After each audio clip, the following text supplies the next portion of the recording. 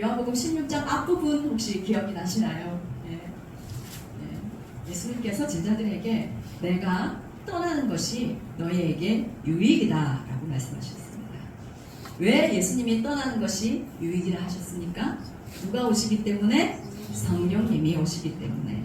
성령님이 오시면 죄에 대하여, 의에 대하여, 심판에 대하여 가르치시고 책망하실 것이다 라고 말씀하셨습니다. 진리의 성령님께서 우리 가운데 오셔서 우리를 모든 진리 가운데로 인도해 주시기를 원합니다.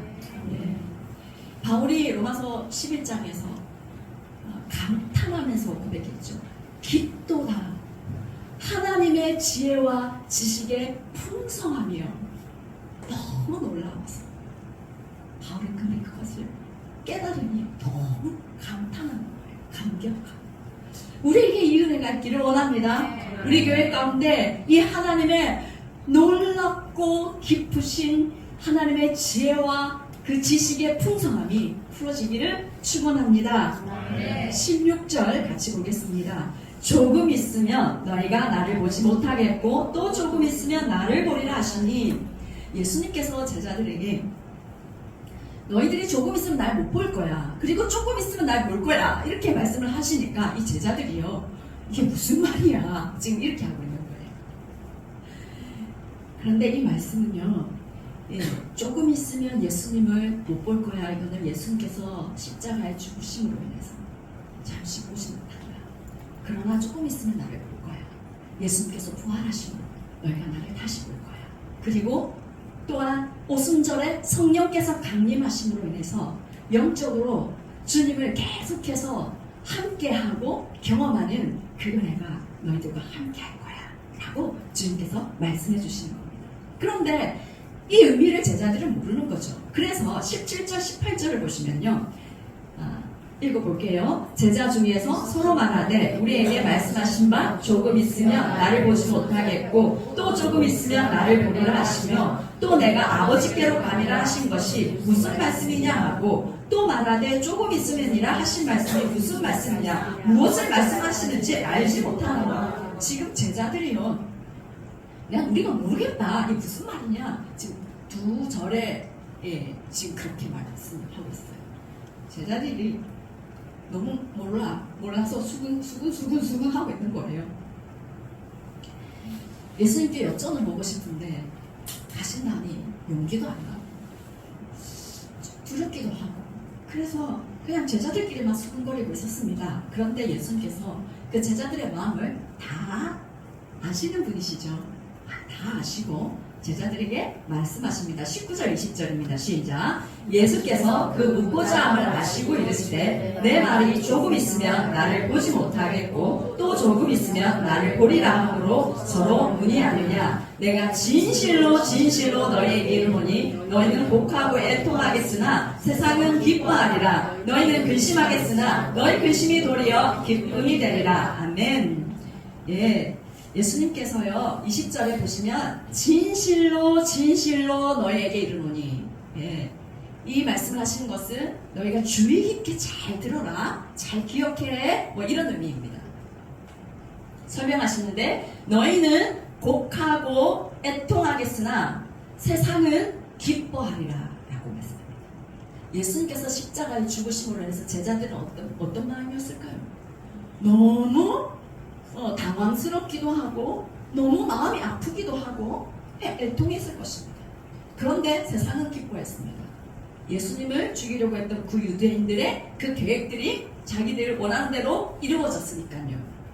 그러나 그 또 뒤에 보시면 너희는 근심하겠으나 너희 근심이 도리어 기쁨이 되리라. 예수님의 죽으심으로 인해서 제자들은 근심했습니다.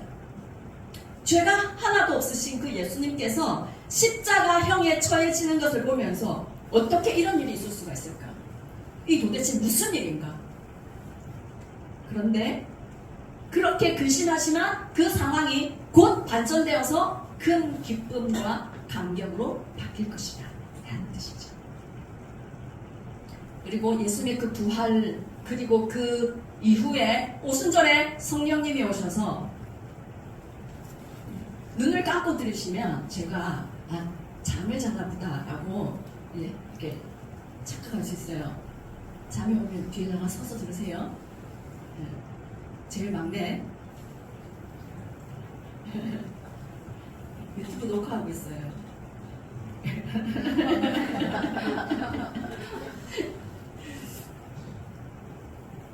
예, 어디까지 했죠? 예, 예수님의 부활로 인해서 기뻐할 뿐만 아니라 성령님이 오심으로 인해서 이 제자들 가운데 놀라운 기쁨과 감격이 부어질 거다라는 의미입니다. 예수님의 부활로 인해서 예수님께서 십자가에서 죽으시고 부활하심으로 인해서 모든 죄와 사망을 이기시고 정복하셨다. 그래서 인류의 모든 죄에서 그들을 구원하시는 그 은혜, 그것으로 인하여 감격하게 된다. 그리고 예수님이 이스라엘이라는 그런 조그만 나라의 그냥 정치적 메시아가 아니라 온 세상 모든 만물의 주, 왕의 왕으로 통치하시는 메시아이심을 그때 너희가 알 것이다. 그러면 감격하지 않을 수가 없죠. 이것을 진심으로 깨닫는 우리가 되기를 원합니다. 예. 그리고 성령님이 우리 마음 가운데 오시면 하나님의 나라가 임하는데 그 하나님의 나라는 어떤 나라인가? 의와 평강과 희락이라고 말씀하셨습니다. 의와 평강과 희락에 기쁨이 이 가운데 부어지니 기뻐하지 않을 수가 없는 것이죠. 21절 보시면은 한번 읽어볼게요. 여자가 해산하게 되면 그때가 이르렀으므로 근심하나 아기를 낳으면 세상에 사랑난 기쁨으로 말미암아 그 고통을 다시 기억하지 아니하느니라. 임산부가 해산할 때가 되면 걱정을 하죠. 예. 아기도 건강하게 태어나야 할 텐데 라는 생각, 그리고 산모도 건강해야 되고 또 아기를 낳을 때 그 고통이 굉장히 심하기 때문에 걱정을 안 할 수가 없습니다. 지금도 출산을 하다가 어려운 일을 겪는 사람들이 있는데 당시에는 훨씬 더 심했을 거예요. 그러니 걱정을 하죠. 그렇지만 아기를 낳고 나면 그런 모든 걱정이 다 사라지죠. 또 아기를 낳을 때는 내가 다시는 아기를 안 놓을 거다 라고 생각하지만 이쁜 아기를 딱 바라보고 있으면 그때 그랬던 기억이 다 사라지고 말이죠. 네. 그처럼 예수님의 십자가의 죽으심으로 인해서 이 제자들이 고통을 겪지만 예수님이 부활하심으로 인해서 그들의 근심은 완전히 변하여 큰 기쁨이 될 것이다 라는 의미입니다. 에어컨 온도를 조금 낮춰주세요.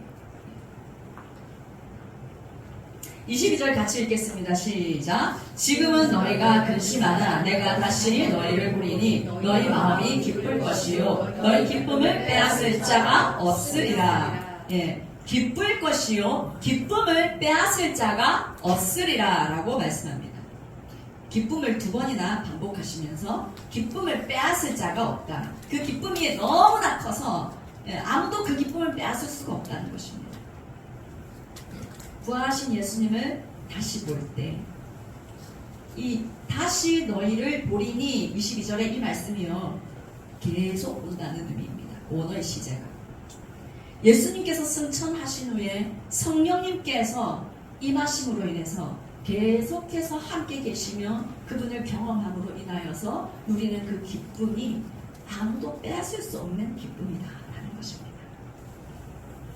부활하신 예수님을 만나는 기쁨, 성령께서 우리 안에 충만하심으로 인해서 우리가 누리는 그 기쁨은 아무도 빼앗을 수가 없는 기쁨입니다. 예, 성령이 충만할 때 그 얼굴이요 해와같이 빛이 나죠. 예. 그런데 그 성령이 충만하지 않을 때 얼굴은 근심으로 어둠으로 덮여 있을 때가 너무 많죠. 그래서 예배를 잘 드리는 사람은요 예배 들어오기 전에는 그 얼굴이 어둡고 그러하다 할지라도 예배를 잘 드리고 성령님이 함께 하시게 되면 예배를 드리고 나갈 때 얼굴이 환해집니다. 성령님이 임하시는 그 예배 가운데 함께한 사람은 그렇게 되죠. 성령님이 충만할 때 느낌 아실 거예요. 어떤 때는 구름 위를 걷는 그런 기분일 때도 있고요. 어떤 때는 온 세상이 그냥 기쁨으로 가득 찬 것 같은 그런 느낌이 들 때가 있죠. 성령님이 주시는 그 기쁨, 주님이 주시는 기쁨이 그러하다는 것입니다. 새 집을 사면 기분이 좋아요. 그런데 계속 몇 년, 5년, 10년 그렇게 기쁘고 즐겁진 않아요. 새 차를 사면 기분이 좋아요. 그런데 5년, 10년 기분이 좋고 행복하지는 않아요. 사랑하는 이성을 만났을 때 기분이 좋고 기뻐요. 그런데 그 좋아하는 그 마음이 있는 그것이 페닐에틸아민, 호르몬 이름이, 그리고 도파민, 뭐 이런 호르몬 때문에 그렇다고 하더라고요. 그런데 그 호르몬이 유효기간이 길면 3년이래요. 한 연예인이 그렇게 얘기를 하더라고요. 너무너무 사랑하는 첫사랑과 오랫동안 연애를 하고 결혼을 했다. 그런데 지금은 의리로 산다. 그렇게 얘기를 하더라고요. 동의하십니까? 혹시나 동의하면 안 되는데. 그런데 예수님이 우리에게 주시는 그 기쁨이 우리 가운데 임할 때 어떠한 근심과 어떠한 고민과 어떠한 문제가 있어도요, 우리 안에 그 모든 것들이 다 사라지고 주님이 주시는 기쁨으로 충만하게 되는 것입니다. 강한나 목사님 아시는 분들 계실 거예요. 그분 남편께서 돌아가셨어요. 암으로. 장례식을 다 치르고 집에 와서 방에 혼자 앉아 있는데 밀려오는 그 상실감과 그 슬픔이 너무 크고 고통스러워서 견딜 수가 없었다고 합니다. 그래서 막 울고 있는데 예수 그리스도의 그 빛이 환하게 그 밤에 비추더래요. 그럼 그 빛이 비추어지는 순간에 그 모든 슬픔과 아픔과 고통이 다 떠나가고 마음 가운데 큰 기쁨이 일어나서 기쁨으로 하나님 나라를 위해, 교회를 위해, 영혼을 위해 지금도 사역하고 있는 것이죠.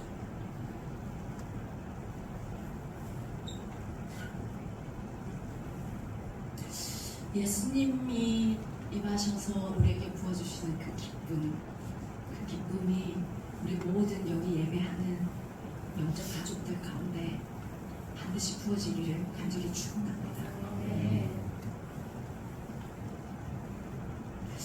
앞을 바라보아도 길이 보이지 않고 뒤를 보아도 사방을 다 둘러보아도 길이 보이지 않는 상황일 때, 그럴 때 하나님 앞에 나아가서 하나님을 찾으며 부르시면요, 그 답답한 마음 어디로 가고 없고요, 소망이 가득 차고 감사가 막 생기게 되고 기쁨으로 하나님을 찬송하게 되는 그런 경험들이 많은 사람들이 여기 많이 계실 거예요.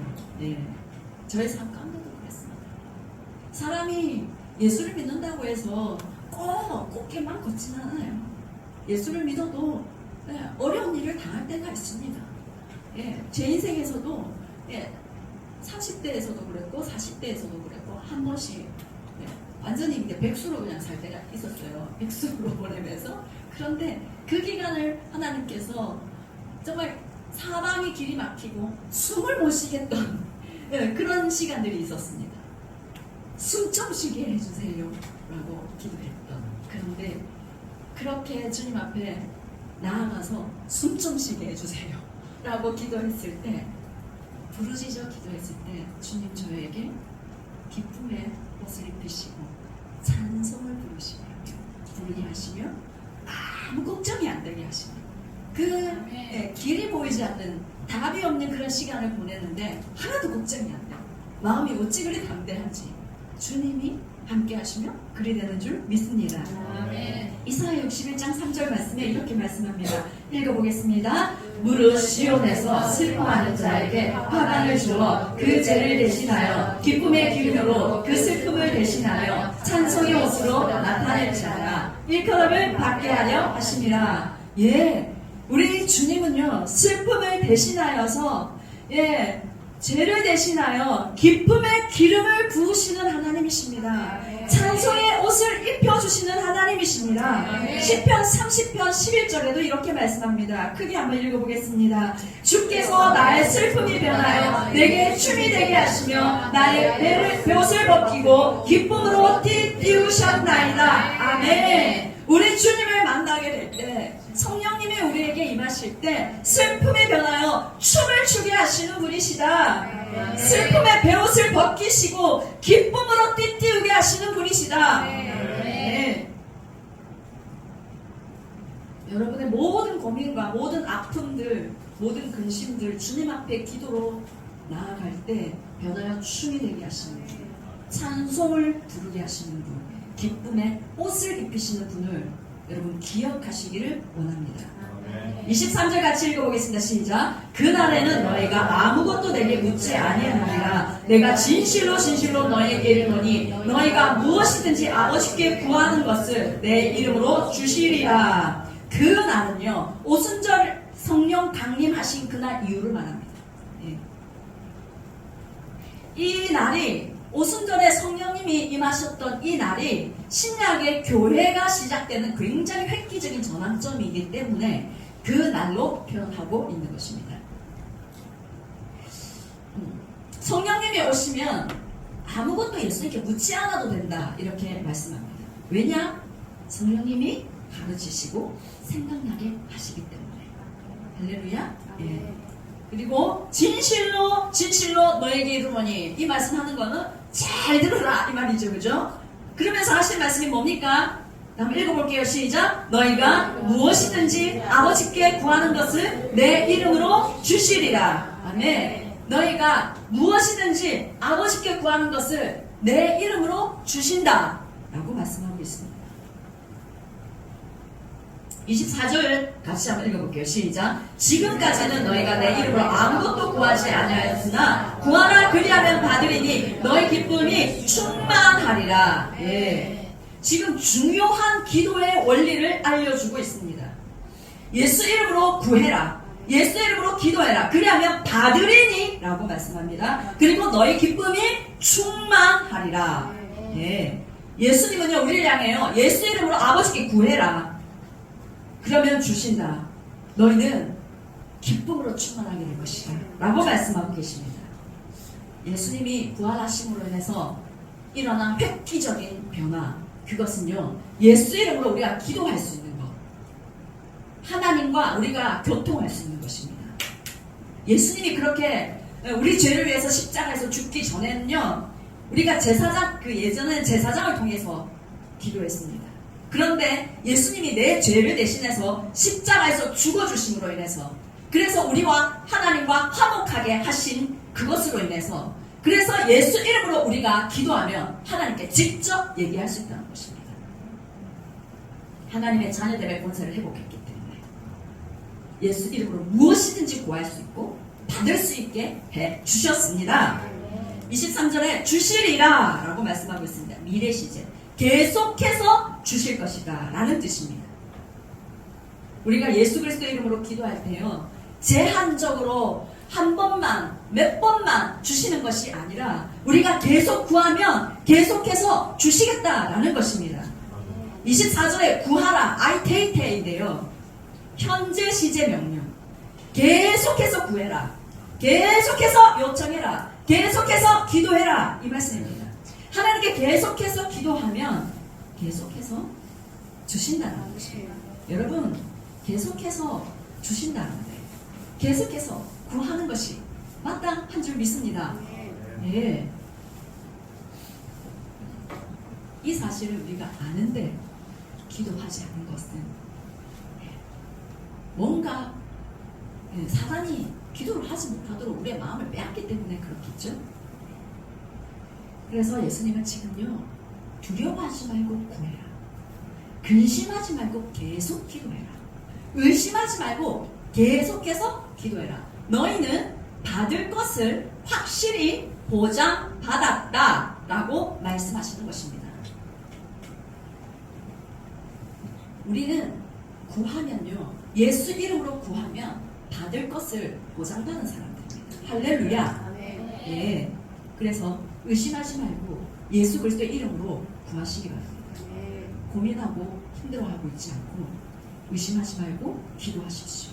예수 그리스도의 이름으로 구하면 우리는 응답받게 되어 있습니다. 구하는 것을 주시는데 너의 기쁨이 충만하리라. 아멘. 네. 25절 26절 같이 읽어볼게요. 시작. 이것을 비유로 너에게 일렀거니와 때가 이르면 다시는 비유로 너에게 이르지 않고 아버지에 대한 것을 밝히 이르리라. 그 날에 너희가 내 이름으로 구할 것이요 내가 너희를 위하여 아버지께 구하겠다 하는 말이 아니니. 아멘. 성령님이 오시기 전에는 예수님께서 제자들을 위해서 기도하셨습니다. 그런데 성령님이 오시면 주님이 제자들을 위해 기도하지 않겠다는 건 아니고요. 성령님을 통해서 진리를 깨닫게 되고 비밀을 알게 된 제자들이 마땅히 예수 이름으로 기도하게 된다라는 의미입니다. 그런데 27절 보십시오. 이는 너희가 나를 사랑하고 또 내가 하나님께로부터 온 줄을 믿었으므로 아버지께서 친히 너희를 사랑하십니다. 지금 이 말씀에서요, 하나님께서 제자들과 우리의 기도를 직접 들어주실 만큼 특별하게 대하시는 이유가 나옵니다. 이유가 뭐냐면 너희가 나를 사랑하고 내가 하나님께로부터 온 줄을 믿었으므로. 우리가 주님을 사랑합니까? 그리고 예수님께서 하나님으로부터 오신 메시아라는 걸 믿습니까? 그러면 하나님이 응답하신다는 것입니다. 그러면 예수 이름으로 구하면 주신다는 것입니다. 그러면 기쁨이 충만하게 될 것이라는 것입니다. 예수님을 사랑한다면, 예수님이 하나님이 보내신 메시아라는 것을 믿는다면 여러분은 하나님의 뜨거운 사랑 안에 있다는 것을 기억하시기 바랍니다. 그래서 혹시나 기도가 이루어지지 않는다고 해서 마음을 졸이거나 낙심하지 마시기 바랍니다. 가장 좋은 때에 가장 좋은 방법으로 우리에게 응답하시는 하나님을 믿으시기 바랍니다. 내가 힘들어하는 그 문제만 바라보고 하나님 왜 내 기도 안 이루어주시나 고민하지 마시고 하나님이 나에게 이루어주신 그 모든 응답을 한번 헤아려 보시기 바랍니다. 지금까지 주님께서 우리에게 얼마나 기도에 신실하게 응답하셨는지를 한번 헤아려 보시기 바랍니다.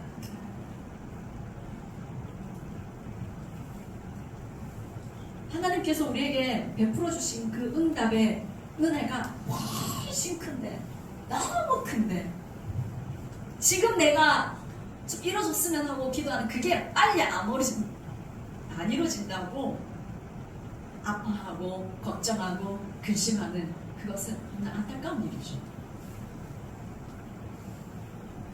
여러분이 주님을 사랑한다면, 그리고 예수님이 하나님으로부터 오신 메시아라는 믿는다면, 예수 이름으로 구한다면 주님은 응답하십니다. 네. 28절 같이 한번 크게 읽어볼게요. 시작. 내가 아버지께서 나와 세상에 왔고 다시 세상을 떠나 아버지께로 가노라 하시니. 이 28절 말씀은요, 동사가 4개가 나와요. 나와, 왔고, 떠나, 가노라 동사가 4개가 나와요. 이 4개가 예수님의 본질과 사역에 대해서 아주 잘 알려주고 있습니다. 나와, 예수님은 하나님 아버지께로부터 오신 분, 예수님의 기원을 알려주시는 것입니다. 왔고, 예수님께서 태초부터 하나님이셨지만 우리를 구원하시기 위해서 이 세상에 오셨다는 것입니다. 예. 떠나, 예수님은 십자가에 달려 죽으실 것을 말씀하십니다. 그리고 가노라, 예수님께서 부활하셔서 하나님 아버지께로 승천 갈 것이다 라는 걸 말씀하고 있는 것이죠. 이렇게 말씀을 하시니까 29절을 보시면 제자들이 말하되 지금은 밝히 말씀하시고 아무 비유로도 하지 아니하시니 우리가 지금에야 주께서 모든 것을 하시고 또 사람의 무릎을 기다리시지 않는 줄 아나이다. 이로써 하나님께로부터 나오심을 우리가 믿사옵나이다. 예전보다 예수님께서 선명하게 좀 말씀을 해주셨어요. 그 말씀을 듣고 제자들이 지금에야 주님, 우리가 정말 궁금한데 물어보지 못하고 있었는데 우리가 궁금해하는 걸 아시고 이렇게 말씀해 주셔서 너무 좋습니다.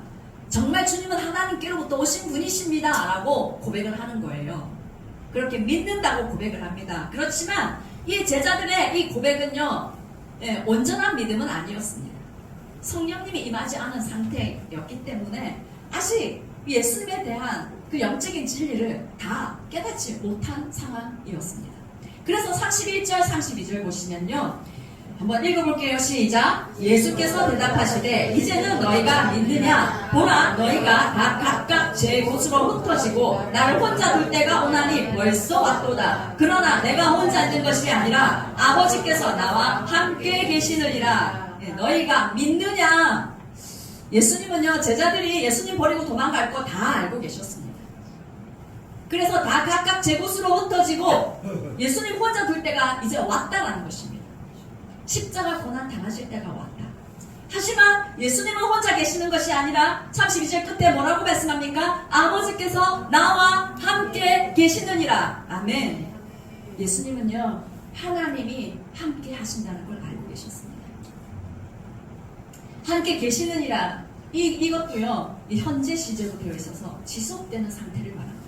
예수님은요, 하나님께서 예수님을 떠나지 않고 함께 계심을 믿었습니다. 그래서 그 십자가의 그 말할 수 없는 그 고통의 길을 가시면서도 하나님이 나를 떠나지 않고 함께 계신 그 믿음 가지고 그 길을 가셨고, 그래서 승리하셨습니다. 그런데 그 하나님이 지금 우리와 영원히 함께 하신다는 것입니다. 히브리서 13장 5절 한번 읽어보십시오. 시작. 돈을 사랑하지 말고 있는 바를 족한 줄로 알라. 그가 친히 말씀하시기를 내가 결코 너희를 버리지 아니하고 너희를 떠나지 아니하리라 하셨느니라. 아멘. 우리가 어려움이 있을 때, 근심이 찾아올 수 있는데 주님이 친히 말씀하시기를 뭐라고 말씀하냐면 결코 너희를 버리지 아니하리라. 너희를 떠나지 아니하리라. 결코라고 말씀하고 있습니다. 시편 100편 5절 말씀 한번 읽어볼까요? 같이 시작. 여호와는 선하시니 그의 인자하심이 영원하고 그의 성실하심이 대대에 이르리로다. 하나님이 얼마나 선하신지 그 인자하심과 그 선하심이 영원하다라고 말씀합니다. 그 성실하심이 대대에 이른다라고 말씀하고 있습니다. 우리가 어떠한 고독한 싸움을 싸우는 때에 있다고 할지라도 하나님은 우리를 떠나지 아니하시고 영원히 함께 계심을 믿으시기를 축원합니다. 33절 마지막 절 같이 읽겠습니다. 이것을 너희에게 이르는 것은 너희로 내 안에서 평안을 누리게 하려 함이라. 세상에서는 너희가 환난을 당하나 담대하라. 내가 세상을 이기었노라. 아멘. 예수님께서 이 요한복음 16장에서 제자들에게 앞으로 이제 일어날 일들, 그리고 성령님이 오시면 일어날 일들에 대해서 말씀을 쭉 해주셨죠. 그 말씀을 해주신 목적을 지금 33절에서 밝히고 있는 것입니다. 그 목적이 16장 1절에도 나와요. 16장 1절에 성경 앞에 딱 이렇게 보시면은 내가 이것을 너에게 이름은 너희로 어떻게 하지 않게 하려고 실족하지 않게 하려. 예수님께서 잡히시고 십자가에서 죽으시는 그 사건을 통해 제자들이 실족하는 걸 주님이 아셨어요. 그래서 실족하지 않게 하시려고 지금 신신당부 이렇게 친절하게 사랑으로 말씀하고 계시는 것입니다. 그리고 16장 끝부분에는 너희가 내 안에서 평안을 누리게 하려 함이라. 어떠한 상황에서 모든 것이 끝난 것 같은 그 상황, 예수님이 십자가에 죽으신 것을 딱 보는 순간 그들은 와, 다 끝났다 라는 생각이 들었을 겁니다. 예수님이 정치적인 메시아고 경제적으로도 로마에서 구원하실 그런 분이라고 믿고 모든 걸 다 버리고 따랐는데 죽으셨어요. 와, 다 잃어버린 거죠. 그런데 주님이 그 가운데서도 나는 너희들이 평안을 누리게 하기 원한다. 어디 안에서? 내 안에서. 예수 안에서. 여러분, 예수 안에 평안 있습니다. 네. 세상에서 너희가 환난을 당하나 담대하라. 내가 세상을 이기었노라. 제자들이 십자가 사건 당하면서 얼마나 두렵고 또 복음을 전하게 되면서 성령 받고 나서 복음을 전할 때 얼마나 핍박과 많은 박해를 받았습니까? 그렇지만 그런 환난을 당하게 될 터인데 그 속에서도 너희들 담대하라 라고 하십니다. 왜? 예수님이 세상을 이기셨기 때문에. 예수님은 십자가에서 죽으시고 부활하심으로 사단의 권세를 이기셨습니다. 예, 그들은 이미 졌습니다. 그래서 두려워할 필요가 전혀 없다. 그리스도인으로 살아갈 때 정말 구별되어서 말씀대로 살아가려고 했을 때 세상에 속하지 않았다는 이유로 세상은 그리스도인들을 핍박합니다.